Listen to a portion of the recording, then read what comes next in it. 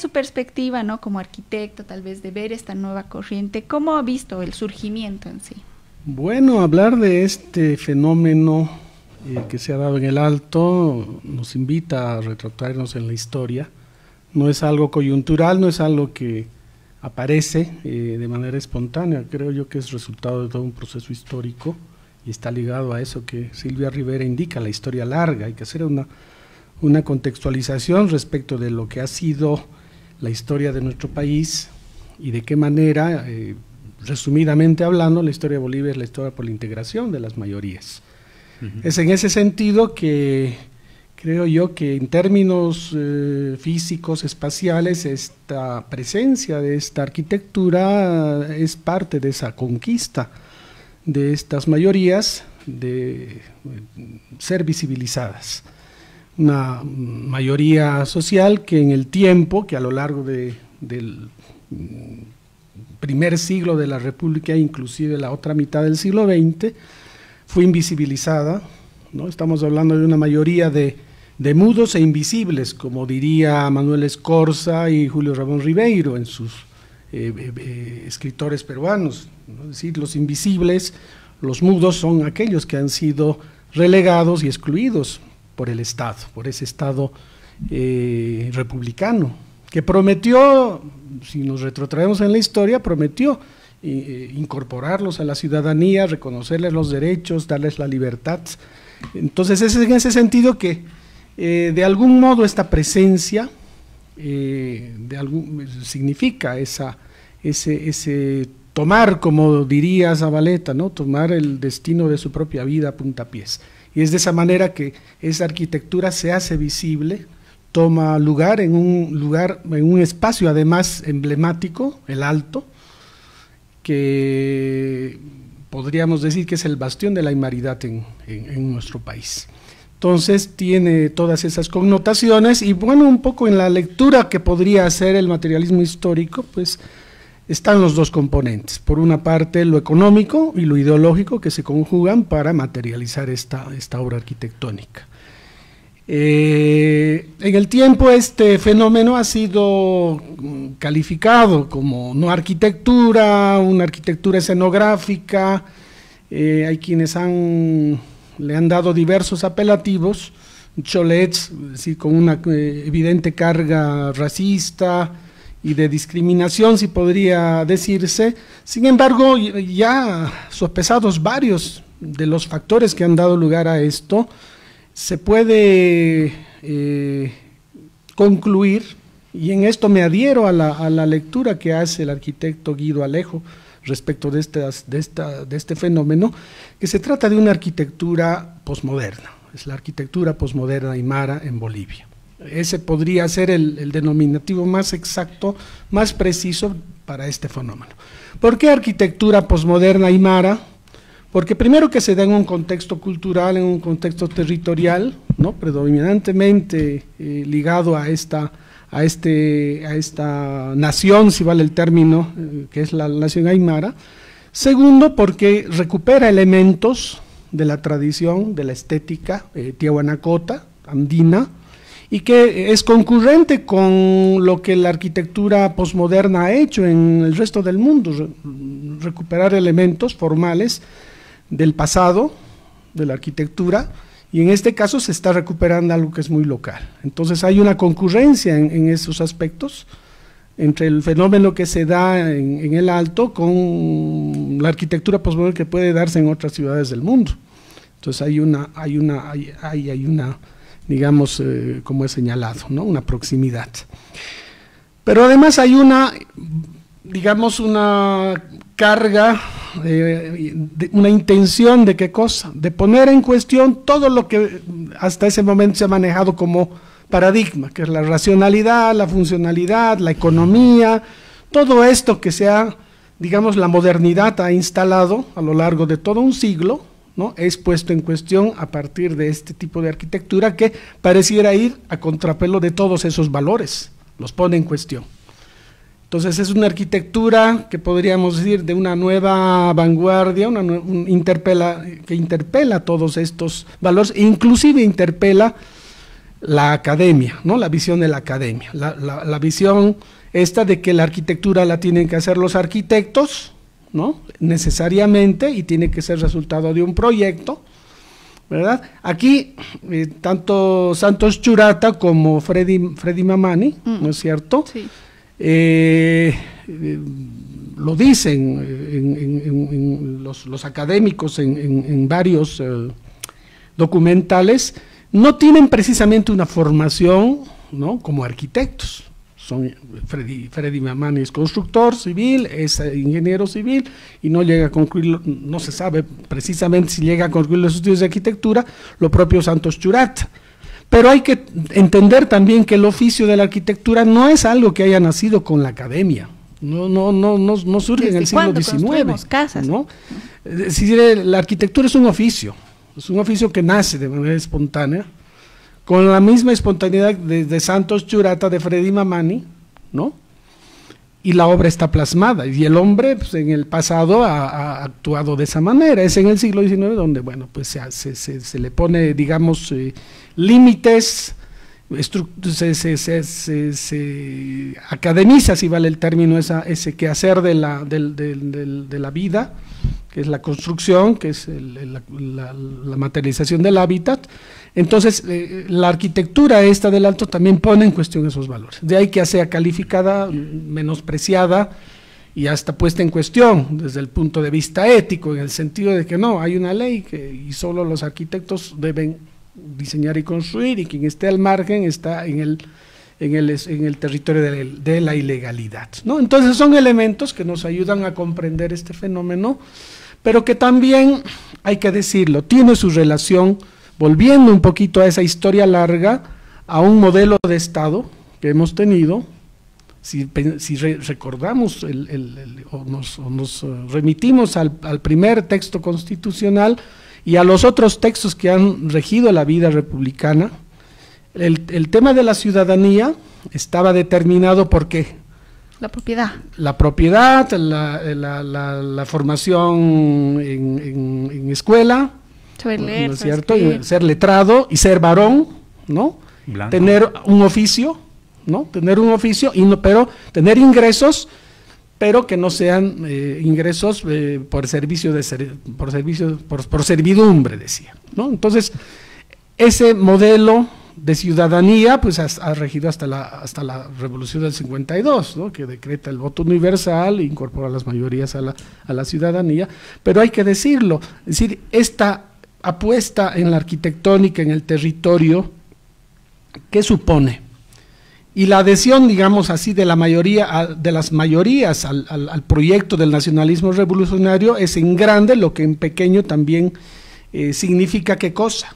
Optar por resolver definitivamente ese tema. Es decir, no somos ciudadanos porque no tenemos propiedad. Quien tiene un cholet es propietario. No somos ciudadanos porque no tenemos ingresos, sí los tenemos. Generamos economía, un montón de ingresos. Imaginan lo que se genera ahí. Somos propietarios, somos, ¿qué dicen? ¿No? Somos letrados, además, y generamos recursos. Entonces, por ende, tenemos derecho a ser ciudadanos, ¿no? Pues la ciudadanía en ese momento, volviendo hacia atrás, era una cuestión de cumplir esos requisitos. Pero ya luego de la revolución, es una ciudadanía que se la recibe por decreto, pero que quizás todavía no se la ejerce en los hechos. Y es algo que paulatinamente se ha ido conquistando. Y esta irrupción, digamos, material que son los choles, de algún modo tienen en ellos subyace todavía ese fantasma, creo yo, ese, no sé cómo podría denominarlo, de ese deseo, de algún modo, de ocupar el espacio, de ser visto y de ser escuchado. Y ahora con esta presencia, aunque no, obviamente, no son todos los que son escuchados ni son vistos, vamos, pero hay quienes de algún modo, yo podría decir, son los portaestandartes de esta visión colectiva. Digamos, exacto, de esta visión colectiva, de esta aspiración colectiva, que todavía seguramente está ahí, ¿no? Está ahí, habita en el espíritu de los salteños, ¿no? Porque el tema de la inclusión social en Bolivia creo que no está resuelta todavía, ¿no? Hay todavía muchas batallas que librar, ¿no? Es un tema que o sea, el gran día, como decía, no ha llegado todavía, no termina de llegar. Entonces son elementos que me permito expresar para entender esto. Hasta ahí, digamos, esta primera lectura.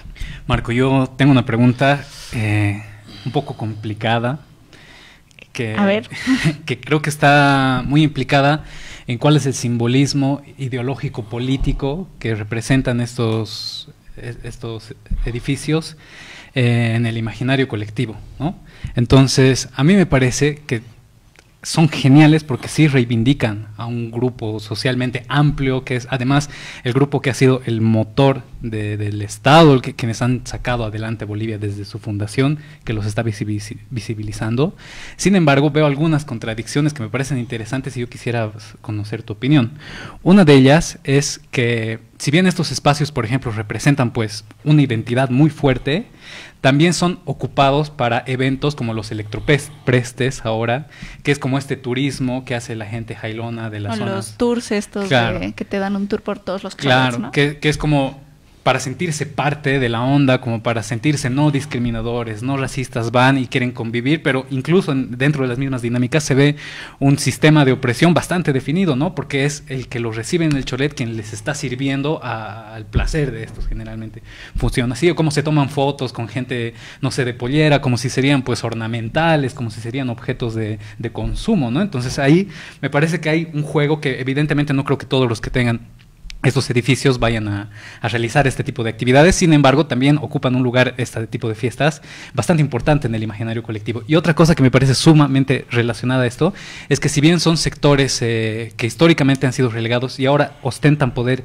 económico, estas estructuras son justo eso, ¿no? La manifestación del poder del dinero, para decir yo tengo. Y cuando uno se acerca a estas zonas, hay casas realmente muy pobres, hay zonas que realmente tienen muchas carencias de acceso a servicios y están estas otras inmensidades. Moles. Entonces, yo siento que no siguen bajo un paradigma bastante capitalista, ¿no? Porque el poder, el progreso, el beneficio es demostrar que yo tengo poder y yo tengo dinero por tener platita, digamos. O sea, yo represento eso. Entonces me parece contradictorio porque además justamente están situados en territorios que han apoyado el proceso de cambio, que han apoyado luchas, que han luchado contra dictaduras, que han apoyado pues todo lo que ha sido... Exactamente. Entonces me parece bastante interesante. Yo quisiera saber qué opinas vos, Marco, al respecto. Bueno, a ver, respecto de eso, es complicada la pregunta o el tema, el eje pero de cualquier manera yo creo que intuyo que hay una manera de concebir diferente, es decir, no es lo mismo, creo, he escuchado esta mañana justamente motivado por esta conversación que íbamos a tener, he escuchado el discurso de Doria Medina, por ejemplo, en la inauguración del Green Building, ¿no? El Kencha, le dicen los trufis. Y el Bumblebee me inspira algo, sí, me ha inspirado buscar eso, claro, ¿no? Para un poco encontrarle el contraste, ¿no? La formalidad, ¿no? Todo el discurso, muy, ¿qué podríamos decirlo, no? De Doria Medina en ese momento, y lo que para él, y seguramente para él, vamos, significa esta inversión de $50 millones, así lo dice, Y lo que el Bumblebee, cuando veo en los videos en YouTube del Bumblebee, veo la entrega de una adhesión de la alcaldesa a la inauguración, y veo un acto inaugural mucho más espontáneo, mucho más a tono con lo tradicional que significa la fiesta en el Alto, más allá de la fuerte inversión económica, no solamente de esta infraestructura, sino también de esto otro, del acto inaugural, que es un elemento de articulación de tramas, es decir, es absolutamente diferente. Creo yo que por ahí va la diferencia, y el entender que quizás estos elementos son detonantes también. Me animaría a plantearlo hipotéticamente de esa manera, que son elementos detonantes, y que esas regalías, si vamos a decir, o esa generación de recursos, o esa visión no mercantilista totalmente, genera quizás sus repercusiones en el entorno inmediato del Alto. Es decir, no solamente es el propietario del centro aquel el que recibe los beneficios por concepto de alquiler o no sé qué, o prestaciones, sino quizás hay una red de servicios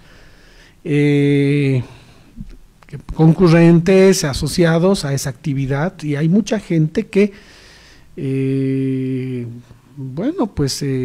mueve su economía, es generadora de un tipo de empleo, de una forma de empleo, no lo sé. No creo que todo el servicio lo brinde el que alquila el espacio, ¿no es cierto? Han contratado a Marullo, por lo menos. Hay probablemente una repercusión en lo económico mayor, ¿no? Hay una onda expansiva, si vale el término, sobre esa población de economía deprimida. No sabemos hasta, como digo, es un fenómeno, creo que debería estudiarse, ¿no? Pero siempre es el argumento, ¿no? El inversionista es el que genera empleo, el que genera economía, ¿no es cierto? Sí, pero yo digo, ¿no? Es de los que han construido el Green Building. Sí, hay arquitectos, hay ingenieros, que decía Doria Benítez, hemos ocupado tantos cientos, y tantos son mujeres, y tanto lo otro. Pero yo digo, habrá cambiado la forma, ¿no es cierto?, la vida de ese obrero, de ese albañil, de ese peón. Habrá mejorado participando en las 2000 y no sé cuántas horas, o no sé cuánto cuantifica así Doria Medina. Habrá cambiado desde el primer día al último, habrá mejorado su condición de vida, no lo sé, ¿no? Porque yo veo también eso, los fenómenos inmobiliarios evidentemente son generadores de empleo, y emprendimientos como estos son generadores de empleo, llevan pan a muchas familias, pero ¿será que dan un pasito más allá esas familias en mejorar su condición de vida? ¿Les habrá servido esto como para realmente, ¿no?, salir de la pobreza? Son preguntas que surgen, ¿no?, a partir de lo que, es lo que me permito expresar. Que es bastante legítimo, además, ¿no?, que se permitan esto. A mí me parece que está. Sí, yo ahí me gustaría retomar esto que has dicho de nombrar a esta arquitectura como posmoderna, ¿no? Yo siento que aquí muchas de estas incógnitas que nos surgen es porque muchas veces la población les gustan los quechuas y los aymaras cuando cumplen el papel del buen indio, que además siempre está como atrapado en el pasado, ¿no? Los indios tienen como deber de siempre estar con poncho, y está como cuando veían a los compañeros en las marchas y tenían tenis, por ejemplo, y decían, ay, ve, son unos disfrazados, y no sé qué, como si no pudieran usar tenis, ¿no? Ha usado Nike, sí, Dios mío. Tenía Nike. Sí. Entonces aquí se ve también una otra modernidad, ¿no? Una modernidad que no es, y no solo modernidad, una posmodernidad incluso, que no es la mestiza occidental a secas, sino es una apropiación de la modernidad por otro sector cultural que decide ser moderno a su manera, ¿no? Y también en eso se espera a veces siempre que, como han sido sectores tradicionalmente los que han empujado las revoluciones, que van a ser siempre revolucionarios. A veces esperamos eso de ellas, cuando no es necesariamente un deber que ellos tengan per se, ¿no? Pero también ahí me surge esto a raíz de lo que dices, de qué se va generando de estas construcciones. Sí podemos ver que no dejan de ser otra cultura, ¿no? Y a raíz de eso generar otro tipo de relaciones sociales con este tipo de obras o con este tipo de eventos, ¿no? Por ejemplo, se puede ver que la gente que suele tener éxito dentro de los aymaras, los quechuas, arman estas fiestas muy grandes que a los antropólogos nos encanta estudiar, donde se generan muchas relaciones sociales, ¿no? Y de don, o sea, de deber dar, de ir y vuelta. Como por ejemplo han visto estas bodas donde invitan a todos, al Ayllu no sé cuál, al Ayllu a Cochabamba, a la central de transportistas de Pando, no sé qué, invitan a todo el mundo. Que son geniales.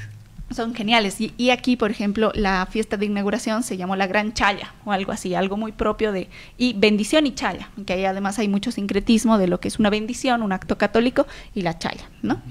Pero también había la madrina, ¿no? La madrina de la chaya, el padrino que trae no sé qué, el que trae no sé qué, y el deber de que sean abiertas, ¿no? De que si cuesten, ¿no? Que tú quieres ir a escuchar a Marollo y así, es más bien gratis, te tiene que invitar la familia, o realmente es muy raro que haya como una entrada que se cobre, ¿no? A veces se dice, no, es que cuesta tanto, que no sé qué, pero en realidad estos eventos suelen ser gratuitos y suelen generar además unas ciertas relaciones de compadrazgo, que se les suele decir así, de madrinas, de padrinas, que es diferente a las relaciones que se tienen como, por ejemplo, un edificio como el del Kencha, que aquí le vamos a decir así.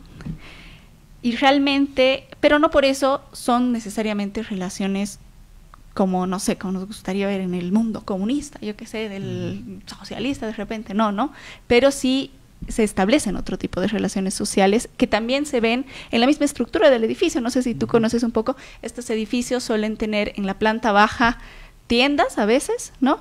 Después tienen el salón de eventos, que es como el corazón del edificio. Tal vez me estoy equivocando y si tú conoces, después vienen una serie de pisos donde vive mucha familia, ¿no? Correcto. No solo vive como los que han pagado, sino que vive la hermana, la tía, la abuela. Tienen una lógica misma de construcción adentro del edificio que no es la misma de un proyecto de 50 millones que no va a vivir ahí, ni siquiera va a vivir ahí Doria Medina, obviamente, ni su familia, ni su abuela, ni su tío, ni su primo. ¿No? Claro. Hay otra lógica dentro de la misma construcción del edificio. Obviamente, aunque es chistoso, ¿no? He escuchado a la Doria Medina esta mañana, decía, ¿no? Hay locales comerciales, hay oficinas y hay departamentos, es decir, qué casualidad, yo decía. O sea, ese es el modelo del cholet, ¿no? Entre comillas, o de esta arquitectura alteña, pero o no sé, no sé si es una cuestión, a lo mejor es una cuestión es estrictamente normativa, ¿no? De cumplir unos porcentajes para este tipo de actividades, de funciones, ¿verdad? Pero hay que decirlo, ¿no? Hay en el espacio, vamos, de esta arquitectura, evidentemente hay espacios que están pensados para esa dinámica, ¿no? Más relacionada con la sociedad, ¿no? Con la comunidad. Y hay otro que es el entorno exclusivamente familiar, ¿no? Entonces, eso también hace la diferencia en estos, ¿no? En estos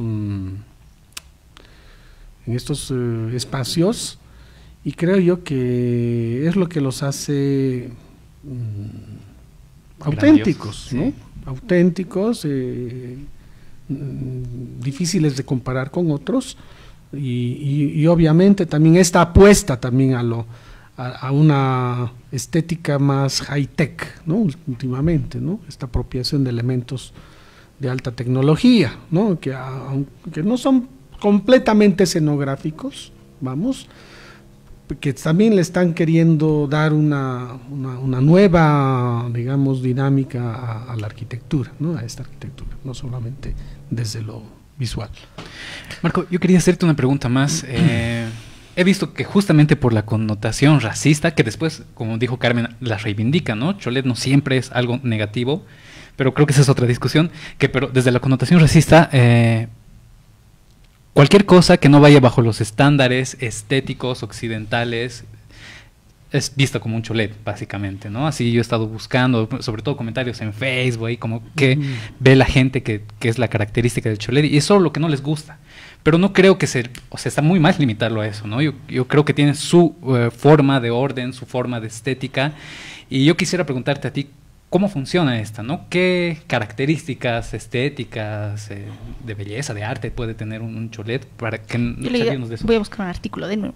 Sí. A ver, yo diría que radica en nosotros ¿no? Y esto no solamente observando la arquitectura, sino otros elementos de cultura material, ¿no? Todavía hay algo de un barroco dormido en nosotros, ¿no? Creo yo que va por ahí, es decir, es algo que subyace, ¿no? Hay algo que encuentro en nuestra manera de expresión, o por lo menos en la manera de expresarse en el mundo andino, ¿no? En todas sus manifestaciones culturales, además, este abigarramiento, este horror al vacío, si vale el término, ¿no? Es un término poético concebido para definir esto, ¿no? Es decir, son, digamos, temerosas del vacío las fachadas barroco mestizas del barroco mestizo andino, desde Ecuador hasta Bolivia, ¿no? Que tuvo como artífices a los indígenas en el siglo XVIII. Y esta arquitectura también es una arquitectura que le tiene pavor al vacío, ¿no? Sí. ¿No? Maximalista. Maximalista, está perfecto el término, ¿no? Que es lo contrario a esta otra visión de la racionalidad. Entonces ahí está nuevamente, se corrobora lo que Guido Alejo señala, ¿no? Es una arquitectura que interpela a la arquitectura del siglo XX, la arquitectura del modernismo. Entonces, y es acertada, vuelvo a decirlo, ¿no? Esta definición de arquitectura posmoderna aymara, creo, en términos denunciado, ¿no? Y esta otra expresión, digamos, más vinculada al high-tech, yo creo que va a tono con una realidad que es la actual. Y si Doria Medina le apuesta también a lo mismo, son el mismo paradigma, ¿no? Pero interpretado de otra manera, ¿no? Entonces, una manera aburrida. Obviamente, ¿no? Casca.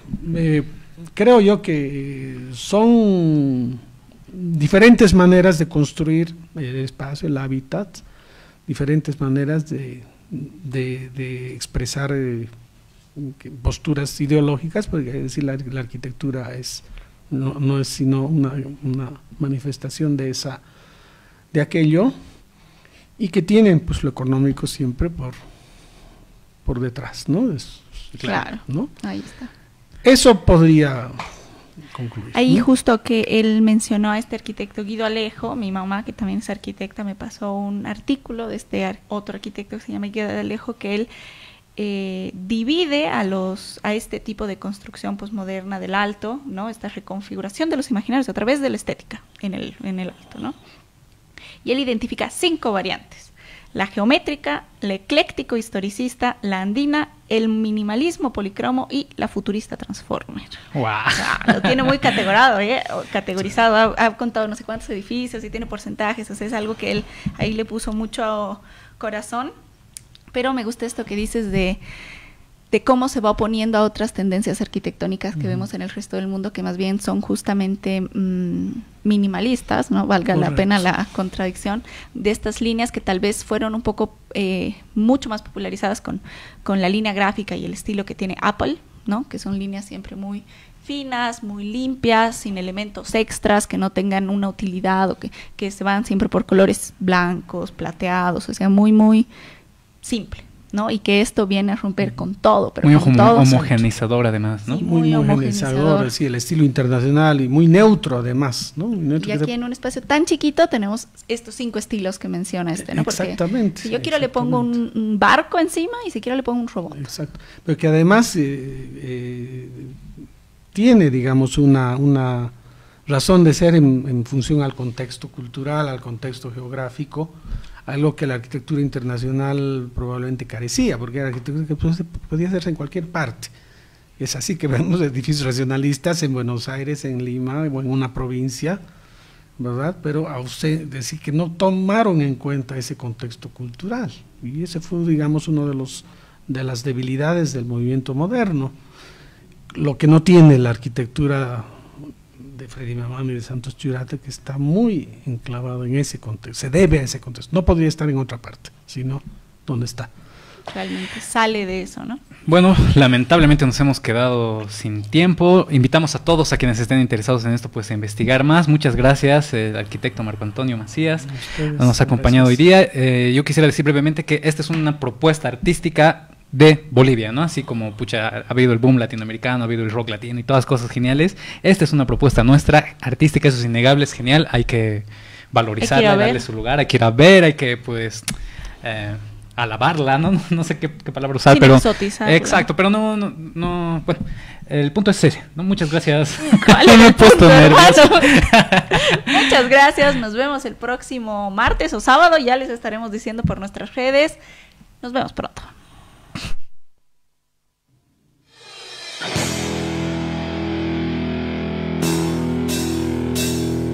Porque la revolución no es televisada. Hemos tomado esta frecuencia, este canal y las redes sociales